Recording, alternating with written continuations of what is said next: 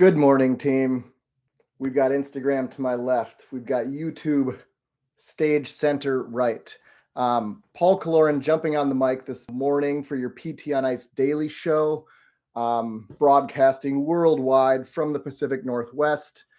And I'm going to touch on a topic that I asked frequently in the physical therapy arena, and I'm going to broach this as unbiasedly and as cautiously as possible.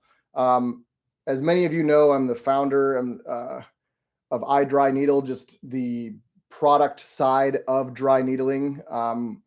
We carry dry needling products. At this point, we carry all the stim units, all the other things, all the other needle brands, and we supply other educators. So every once in a while, I'm at conferences, maybe conversations with people that have seen me on social media or even like former classmates, maybe not aware that I'm currently engaged. I currently teach dry needling. I'm the division lead here at Institute of Clinical Excellence.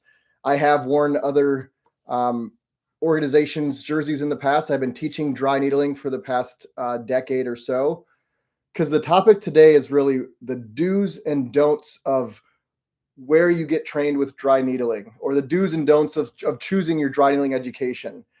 And again, I'm fully aware, fully biased. I am the division and content creator division lead here at Institute of Clinical Excellence. I'm not here to say that this side is good, the other side is bad. I think there's some great education out there. You have lots of different options. Very confident in our product here. And again, I have been exposed to some of the other stuff out there. So I kind of want to stay 30,000 foot view. Maybe you're a student PT. Maybe you're in a state that just allowed it, and you have all sorts of options on where to get trained for dry needling.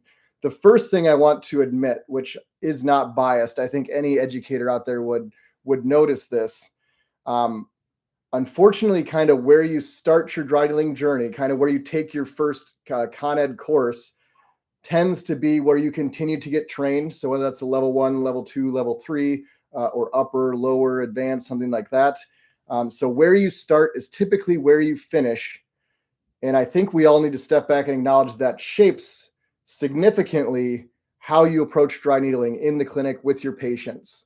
And I guess what I'm also acknowledging here is there is a large umbrella of dry needling.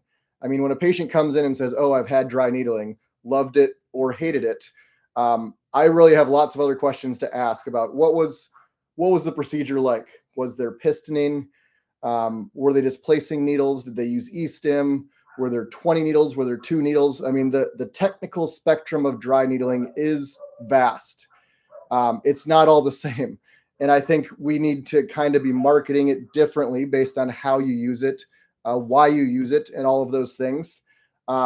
So really where you start is typically where you finish, and that really shapes the rest of your dry needling career for most people. I mean, most people are trying to say, I need to take 2 courses so that I can start using it in the clinic. I'm going to take this company, level 1, level 2, and now I offer dry needling.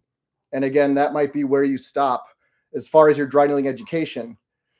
So today I want to kind of frame it as like, man, that first course is pretty important. Again, if where you start is typically where you finish for dry needling Con Ed, and that shapes how you use it for the rest of your career, that's a pretty big decision. So the do's and don'ts. I mean, again, we'll not say any names of companies here, but I think we can all admit dry needling Con Ed is probably the most expensive out there. So I totally understand. Maybe you're a solo provider. Maybe you're the owner of a small business that has multiple providers, and you start doing the multiplication math of, hundreds and thousands of dollars to get your PTs trained, maybe needing 2 or 3 courses to actually check the state requirement box. But the first don't I'm going to give you this morning about where should I get trained for dry needling, don't necessarily look for the cheapest option. I understand, again, if you do that multiplication, that math that I just mentioned in your head, I have 5 providers. It's a couple $100 different per course. We're doing 2 or 3 courses. I know that adds up to some zeros on your balance sheet. Don't just look for the cheapest option. I would guarantee you that you will get a return on any investment if you choose a slightly better course or a course that maybe fits your practice model better. very quickly. I'm not even saying it's going to take you 5 years, 10 years to recoup any like increased cost. So my first big don't when you're choosing options is don't choose the cheapest option just because it's the cheapest option. You know, I'll give you my first do.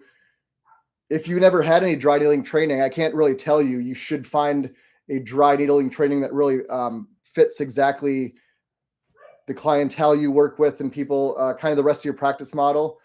Meaning you're kind of going in blind. And those are the people who ask me the questions of like, so I think I'm going to start dry needling. Like, who should I get trained by?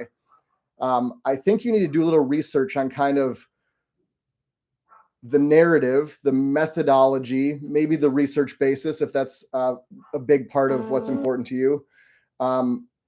You need to kind of find the narrative and the dry needling approach that fits your practice the best. And again, if you're kind of going in blind, I think the research isn't necessarily reading the company's website. I think the research is finding colleagues you trust who are trained or are experienced in certain dry needling institutions and say, yeah, this one really hit the key points, or I've been using it this way. This is how I was taught. This is how I've been using it. And it really has been working well. It really fits with my practice and my clientele. Or the opposite of like, yeah, I took this course because it was in my town, pretty convenient. And I liked it, but it's just a little different. You want to gather as much feedback, survey feedback from trusted colleagues in your realm to say it was good or it was bad. So do some research. And I mean, again, that's research, kind of polling colleagues you trust. And I guess you can dig into website stuff and be like, so how do they approach it? What type of research or what sort of approach are they doing? Don't necessarily find the cheapest option. And I guess similar to that is don't find the most convenient option. It is very nice when a dry needling course comes to your town and you don't have flights and hotels and travel and all that. But again, I know how expensive it is. Big picture, the point that I give everyone is don't just find the lowest financial resistance when you first get started with needling. Because again, typically where you start is where you continue and end, and that really frames how you needle for the rest of your career. So with that being said, I want to add in one layer that is, I think that journey that I keep talking about, you start, continue, and end in one spot, is true for almost anybody. It was true for me. Like before I branched out and started taking a few other dry needling courses, I went straight through one program. You know, I did the advanced, I had certification. That is how I talked about needling, used needling. I started teaching. Now I kind of want to pivot and say, that's how almost everyone starts. I think it's logical. Do that. Once you are in a setting where you're pretty confident that dry needling is going to be a big part of what you do, if you're looking to gain a deeper level of understanding, a deeper level of how to approach and use dry needling, I actually think there's value taking different educators. And I mean, I know it's weird for me, who's a dry needling educator. I should be sitting here saying you should take our courses because they're the coolest and the best. I actually think there's value once you have established, again, once you have your own data set of I've been doing this, I still have gaps here, or man, I'm really crushing it over here. Once you kind of self-correct yourself, your own practice, I think there's value in taking other courses. And maybe it's not even saying I need more practice with the technical skill of needling. Maybe it's just getting on courses and hearing the narrative, seeing how this company does apply needles very differently, and where there's value there, and how they use it with patients, and the rationale, the research, all of that. So I don't think there's value in that, again, until you establish your own foundation. I think, again, back to my second don't, is if you're looking like, okay, Washington State is wide open, I can start needling once I've taken 3 courses. So I'm going to take needling from company A, company B, company C, because they're all kind of in my neighborhood for the next 3 months. First of all, I love that you're doing anything, you're eagerly pursuing anything that allows you to use needling with your patients. But if you start with no dry needling framework or context, and you get snapshot A, snapshot B, snapshot C, you're going to be a confused dry needling clinician, unfortunately.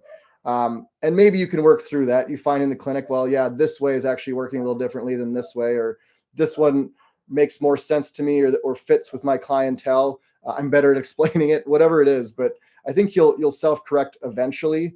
But I think the classiest play, or the shortest path to expertise, is establish a foundation. And that's kind of finding the company, the dry needling training that fits your practice, your mental approach to PT, your framework clinically. Start there, create a foundation, get your own foundational data set, like your own sample size of, okay, I've been doing it for months or a year or even longer.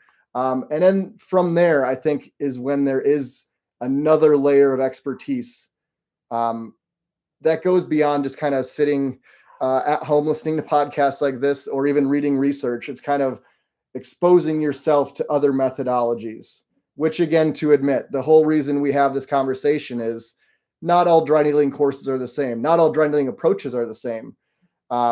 Company A, company B, company C are going to say some different things, some similar things for sure. It's a Venn diagram, but when it comes down to, like, man, this one course, this one company, we really just place these needles in certain spots, research to support it, but that's kind of all we were doing, is placing needles in certain spots.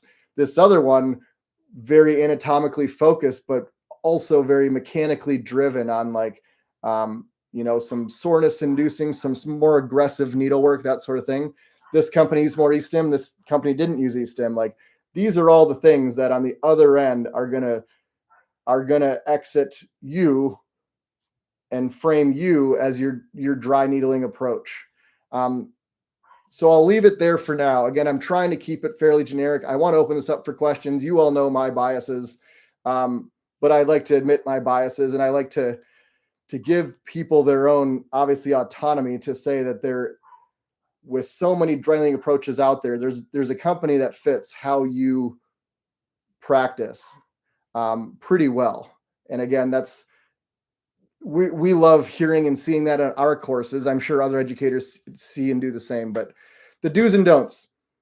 I know it's expensive. I know there might be travel involved. Don't necessarily just look for the cheapest or most convenient option, especially when you're starting out, because that is likely where you're going to end and frame how you practice.